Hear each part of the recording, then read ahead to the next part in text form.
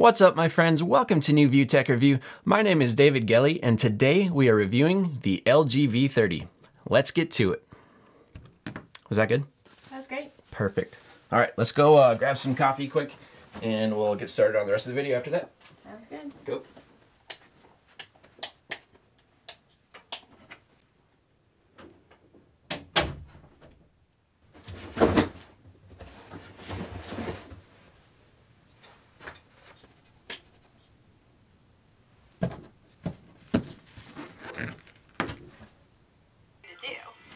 Start at a place where Kat and you are most likely to be successful. Kevin? So? What are you doing? Hey, Kevin, is that my phone? Kevin, I need that phone back. That's very expensive. Come here. Give me my phone back now. Kevin? Kevin, give me it! Kevin! Oh, Kevin, come on!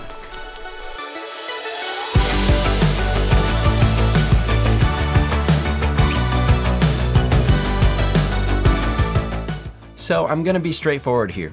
I'm not a huge LG fan. I don't really like their designs, I'm not too fond of the LG ecosystem, and overall, they just seem to be lacking a clear vision for what they want their flagship lineup to be.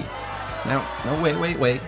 With that being said, there's definitely some enjoyment to be found here on the V30. So let's kick things off by talking about that display. The V30 sports a 6-inch Quad HD OLED panel with a PPI of 538, the same as we see on the Pixel 2 XL, which also happens to be made by LG. But unfortunately, the one we find here on the V30 is much less impressive. Yes, it's sharp, crisp, and clear, but the colors look so unnatural to me, which could very well be due to the fact that I just reviewed the Pixel 2 XL that was designed to boast a more natural tone display. But hey, this is just my personal opinion. Also featured on the V30 is an always-on display, so you can be sure to catch the time or any notifications you may have missed at just a quick glance. You can even adjust the brightness of the always-on display if you find the default settings to be too dim, but at the risk of reducing your overall battery performance. While messing around with the always-on display, I stumbled across a handy little tool. If you swipe the battery icon left or right, you'll have access to media controls, Wi-Fi, flashlight, Bluetooth, and a few other useful things, all without even having to turn on the display. Now, on previous LG V models, we saw a secondary display at the top of the phone, which in a way acted as an always-on display feature, but was pretty small and eventually got scrapped by LG in favor of the floating bar, which gives you instant access to applications of your choice. A nice little shortcut to quickly navigate your phone. As for the design, LG revamped their V series to include an all-glass body, making the phone capable of wireless charging, something we've seen most other manufacturers implement due to the requests of consumers. The front and back panels are made of Gorilla Glass 5, and the sides of the phone are made of a premium anodized metal, all of this giving the phone a beautiful shine, as well as a ton of fingerprints. The V30 is IP68 water and dust resistant, and is capable of being submerged in up to 5 feet of water for about 30 minutes. In addition, LG put this phone through 810G military standard testing to ensure that your phone can handle extreme temperatures.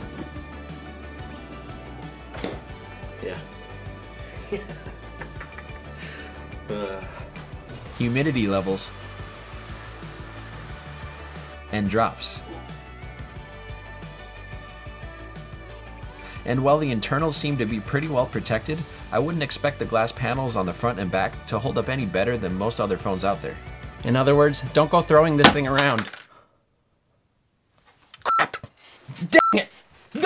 On the back of the phone, we find the fingerprint scanner, which works about as well as you'd expect from any flagship these days. The V30 stands 5.97 inches tall, has a width of 2.97 inches, and weighs 5.57 ounces. You can find this model in 5 different color variants to fit your personal style. And in the performance category, LG did not disappoint. The V30 comes equipped with the latest Qualcomm 835 CPU and 4 GB of RAM. Navigating the UI is smooth and consistent, even with LG's own UX 6.0 skin masked over Android 7.1.2 Nougat.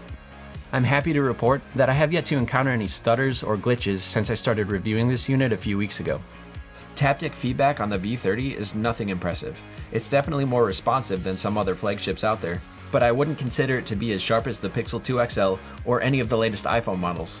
And of course, with every new flagship, we get the latest and greatest Bluetooth technology, Bluetooth 5.0.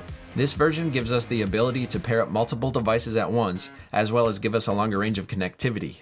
As for storage, the V30 provides 64 gigs internally and also gives us the option of expandable storage up to 2 terabytes.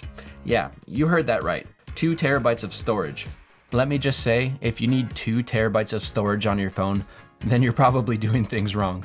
And in the battery department, we find a good sized battery coming in at 3300 milliamps. This is about what it takes for a phone of this size to last through a full day. And so far, I haven't had any complaints at all. Standby performance is actually really good, and with moderate usage, I usually end the day at around 20%. But this percentage will vary a bit from person to person as everyone's definition of moderate is unique to them. The V30 is capable of fast charging as well as wireless charging and receives its power through Type-C cables. LG provides 2 cables in the box, one with 2 Type-C connectors and the other with Type-C and Type-A for connecting to a laptop.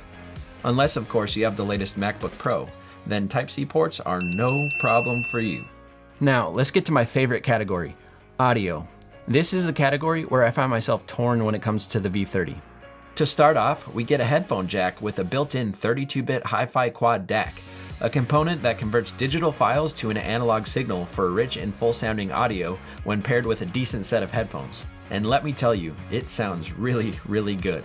Just make sure to enable it in settings as it doesn't come active by default. As for external audio, we are given just one bottom-firing speaker, and it ain't a good one. When cranking the volume up to its loudest setting of 92 decibels, I noticed that the speaker would start to distort, and while that might be a good thing when you're talking about a guitar amp, here on a flagship smartphone, it's just disappointing.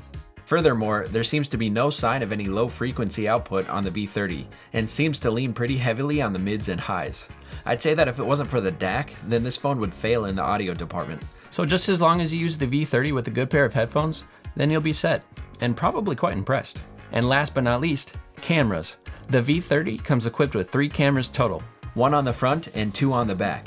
Most manufacturers these days will implement dual cameras on the back for the main purpose of capturing a bokeh effect. But here on the V30, the dual cameras are aimed more towards wide-angle shots. The standard lens comes in at 16 megapixels, has an f1.6 aperture with OIS, and is made of glass for superior sharpness and color.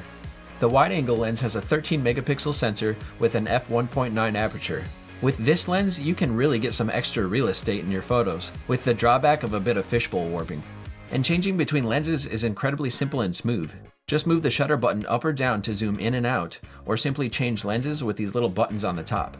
The back camera can record 4K video at 30 frames per second, 1080p at 30 and 60 frames per second, and 720p at 120 frames per second to capture those slow motion shots. The front-facing camera has a 5 megapixel wide-angle lens with an f2.2 aperture and can record 1080p video.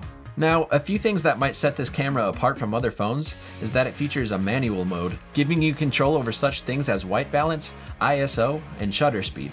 And not only can you manually adjust camera settings, you can record video in LG Cinelog to capture a wider color gamut for enhanced video. But wait, there's more! The V30 also features RAM, no, not random access memory, RAM receiver as mic, allowing you to use 3 built-in mics instead of 2. This helps to improve sound clarity while recording video in loud environments. Ultimately, the V30 is a phone that sets itself apart from the rest. With features such as the headphone jack paired with a DAC, all the way to having complete control over camera settings, LG continues to open up the conversation for innovation. In the end, the V30 is a great phone, but for the price of about $840, a mediocre display, and a terrible external speaker, well, that's a hard pill to swallow. Personally, I would recommend waiting on buying this phone until we've seen LG's upcoming flagship, the LG G7, due out in a few months. This phone could offer similar specs at a lower price. Though I will say that if you're a diehard V-Series fan, then yes, this phone is definitely for you. As always, these are just my own personal thoughts, and I would love to hear your opinion on the V30 in the comments section down below. Alright my friends, that's all I had for you today. I hope you enjoyed this review of the LG V30. Please like, comment, and subscribe for more content. Thank you so much for watching, and I'll see you in the next one.